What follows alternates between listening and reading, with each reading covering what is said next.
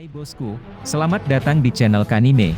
Jangan lupa like, comment, share, and subscribe-nya. Terima kasih atas bantuannya dan selamat menyaksikan. Yoho, apa kabar nakama semuanya? Semoga nakama baik-baik saja. Akhirnya manga One Piece chapter terbaru telah beredar. Dan kali ini hal yang akan kita bicarakan adalah mengenai One Piece chapter 1028. Sehingga tanpa basa-basi lagi, langsung saja mari kita mulai. One Piece chapter 1028 berjudul Brachio Snake. Chapter dimulai di ruang tamu Kastil Onigashima. Kita melihat bahwa anggota CP0 telah menerima telepon melalui Denden Mushi dari orang tertentu. CP0 melaporkan kemunculan naga terbaru yang mungkin itu berkaitan dengan buah setan yang diciptakan oleh Vegapunk. CP0 berkata, Luffy topi jerami bersama naga itu, jadi tidak diragukan lagi bahwa naga baru itu adalah musuh Kaido. Dan kemudian karakter misterius itu menjawab, sudahlah, kedua belah pihak adalah bajak laut. Yang mana hal ini membuat CP0 kesal dan bertanya kenapa dirinya menelpon. Karakter misterius pun menjawab, kami mendapatkan perintah baru dari atasan. Dalam kasus yang Kaido tidak mungkin kalah dalam perang ini, pemerintah akan masuk dan akan mengubah Wano Kuni menjadi negara di bawah kendali langsung pemerintah dunia. Beberapa kapal sedang menuju Wano Kuni. Dan seberapa besar kemungkinan Kaido akan kalah? Seperti yang dikatakan karakter misterius ini, kita melihat beberapa kapal berada di laut di dekat Wano Kuni. Dan mereka tidak terlihat seperti kapal marinir. Mungkin mereka semua adalah kapal yang dikirim oleh pemerintah dunia. Kemudian kita melihat papan CP0. Situasi telah berubah dari 30.000 anggota di pihak Kaido versus 5.400 anggota di pihak samurai, hingga menjadi 12.000 anggota di pihak Kaido dan melawan 8.000 anggota di pihak samurai. Kemudian CP0 itu berkata lagi, pertarungan ini telah berubah menjadi sesuatu yang lebih menarik dari yang kuduga. Tapi aku masih tidak bisa membayangkan Kaido akan kalah. Lalu karakter misterius itu berkata, bagus, saya akan menunggu laporan selanjutnya. Ada pesan lain juga. Dan akhirnya terungkap siapa orang misterius yang di seberang telepon ini. Dia adalah Rob Lucci, di kamar dengan Kaku dan Stussy. Ya, Lucci berkata, anggota kru bajak laut topi jerami, Nico Robin, dia harus ditangkap. Tidak peduli apa hasil pertempurannya, keberadaan wanita itu akan menjadi kunci bagi para bajak laut. Saat Lucci mengatakan ini, kita melihat bahwa Robin sudah bangun dan bertarung bersama Brook saat mereka berlari melawan Kastil Onigashima. Lalu panel berpindah ke bawah pulau Onigashima. Kita diberi keterangan bahwa Onigashima baru akan sampai ke Wano Kuni dalam waktu sekitar 5 menit. Momonosuke yang sekarang sendirian itu terus mencoba membuat awan api yang besar, tetapi dia hanya mampu membuat awan api yang kecil. Dirinya terlihat sangat gugup dan putus asa. Sedangkan di sisi lain, Yamato sedang berada dalam bentuk hybridnya. Ia akan mengurusi bomnya, sehingga ketika Momonosuke gagal, itu akan mengurangi ledakannya. Lalu panel berpindah pada lantai pertunjukan Onigashima. Di sini kita diperlihatkan Queen yang sedang dalam mode hybridnya masih bertarung melawan Sanji. Queen menyerang Sanji dengan teknik terbaru bernama Braipen, sebuah serangan yang menggunakan cakar dan pedang secara bersamaan. Di sisi lain, Sanji menangkis dan menghindar sebaik mungkin. Dan sebetulnya Queen agak jengkel dan marah. Ia menyuruh Sanji untuk mengeluarkan baju perang dari Germa Double Six. Queen berkata lagi, aku melihatnya saat kau bertarung melawan King. Baju perang itu membuatmu menghilang. Apakah itu adalah kekuatan ilmiah dari Jaji? Dan Sanji bangkit tanpa memperhatikan Queen. Dia masih berpikir pada dirinya sendiri, bahwa dia benar-benar merasa ada yang tidak beres dengan tubuhnya. Sanji berkata, berhentilah membicarakan keluarga orang lain tanpa mengetahui situasi pribadi mereka. Aku bahkan tidak menganggap Germa sebagai keluargaku. Aku tidak akan memakai baju itu, apalagi jika itu yang kamu mau. Queen mulai merasakan lelah dan menembakkan serangan kopi hitam miliknya. Sanji melompat dan menghindarinya.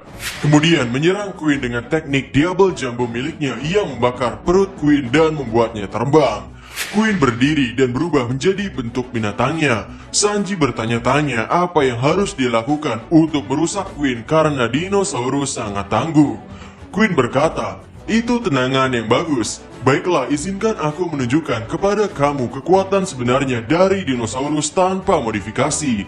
Lihatlah kekuatan makhluk yang dulu menguasai dunia 100 juta tahun yang lalu. Kekuatan para raja." Queen kemudian meregangkan tubuh, ekor, dan lehernya. Kemudian dia menabrak dinding dengan ekornya. Leher dan ekor Queen keluar dari tubuhnya, meninggalkan kaki dan tubuhnya di belakang. Semua orang yang hadir di lantai pertunjukan seperti Izo, Marco, Kawamatsu, Chopper, Hyo, dan Yakuza, mereka semua terkejut. Mereka memasang wajah engel ketika mereka melihat apa yang telah dilakukan oleh Queen ini. Haha, ini cukup lucu. Queen menangkis Sanji dan mencekiknya dengan tubuhnya seperti ular raksasa, dan Sanji berteriak kesakitan. Sedangkan para samurai yang melihat tidak tahu harus berbuat apa untuk membantunya. Queen berkata, bahkan mereka yang mampu menguasai Busho Shokuhaki bisa hancur tulang dan organnya karena serangan ini. Cepat tunjukkan kekuatan dari Germa. Ya, singkat cerita, Queen melakukan beberapa serangan seperti mengeluarkan rudal. Sanji juga mengalami kerusakan tulang. Tulang-tulang milik Sanji mulai patah. Hal ini dilakukan Queen dengan tujuan agar Sanji tidak bisa bergerak. Namun, ketika Sanji sudah mulai tergeletak dan terlihat tidak bergerak, tiba-tiba Sanji mulai bangkit lagi. Kaki kirinya patah di beberapa bagian, dan punggungnya juga terpengaruh. Dirinya berjalan layaknya seorang zombie. Ya, semua orang cukup terkejut melihat kondisi tubuh Sanji ini. Beberapa orang menganggap Sanji seperti zombie. Kemudian Queen memukul leher Sanji dan sebagian wajahnya dengan pedangnya. Tetapi pedangnya ini pecah berkeping-keping saat bersentuhan dengan tubuh Sanji. Chapter ini berakhir dengan Sanji yang berkata dirinya menolak untuk menjadi sama seperti saudaranya. Ya, akhirnya kita mendapatkan momen di mana CP0 akan bergerak. Ya, sudah jelas mereka akan menjadi salah satu organisasi yang akan nyampah di perang ini. Tentunya dengan sumber daya yang megah di Wano Kuni ini, siapapun akan tergiur untuk memilikinya. Dan tujuan CP0 lagi-lagi soal Nico Robin. Ya, sekarang kita tahu mengapa anggota kru topi jerami yang tersisa mendapatkan jatah pertempuran yang didahulukan pada arc ini. Karena mungkin mereka akan bertugas untuk melindungi Nico Robin. Tapi kami tidak berpikir bahwa itu akan menjadi poin utama. Maksud kami, sisa kru topi jerami sudah mendapatkan jatah yang cukup terkesan dengan melawan para Tobiropo. Sepertinya orang yang akan menonjol dalam melindungi Nico Robin adalah Gun Usopp dan Brook.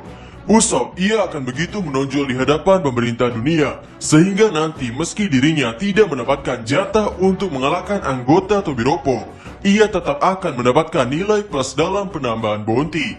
Belum lagi arc Wano Kuni ini agak menyerempet seperti arc Enies Lobby. Dan di Enies Lobby, Usopp tidak mendapatkan jatah untuk mengalahkan CP9. Sama seperti di arc Wano Kuni, Usopp ikut-ikutan melawan salah satu petinggi organisasi musuh.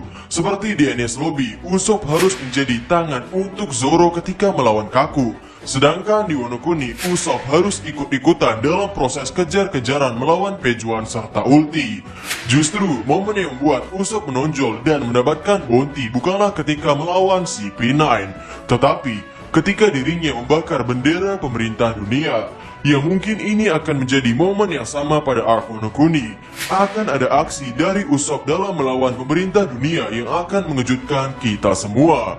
Namun jika pemerintah dunia mengerahkan pasukan terbaik mereka, sepertinya Usopp seorang tidak akan cukup.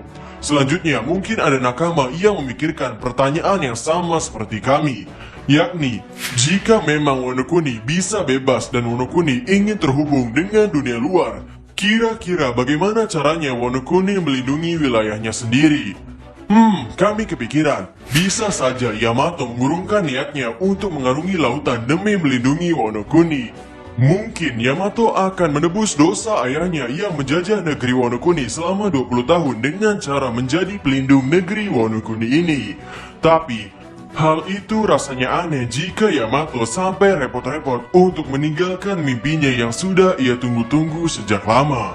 Dan dengan kekalahan dari bajak laut Kaido, Kami pikir Wano Kuni akan memiliki pasukan yang sangat kuat. Wano Kuni akan memiliki para Akazaya yang tersisa, memiliki naga bernama Momonosuke, memiliki pasukan Smile yang dipimpin oleh Otama, belum lagi dengan warga suku Ming. Kami yakin orang-orang Wano Kuni tidak akan membiarkan penjajahan terjadi untuk kedua kalinya. Maksudnya Akazaya tidak akan membiarkan orang lain untuk berkuasa lagi di tanah tercinta mereka. Belum lagi dengan pasukan revolusi yang bisa saja akan bekerja sama untuk membantu Wano Kuni dalam melindungi diri dari cengkraman pemerintah dunia. Ya, masih banyak kemungkinan yang bisa terjadi seputar perang Wano Kuni ini. Mungkin itu saja video untuk hari ini.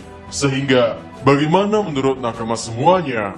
Berikan komentar kalian atau berikan koreksi kalian semua atas teori kami tersebut di kolom komentar di bawah. Terima kasih sudah menyaksikan channel Kanime ini bosku. Jangan lupa like, komen, subscribe dan share video karena gratis. See you bosku.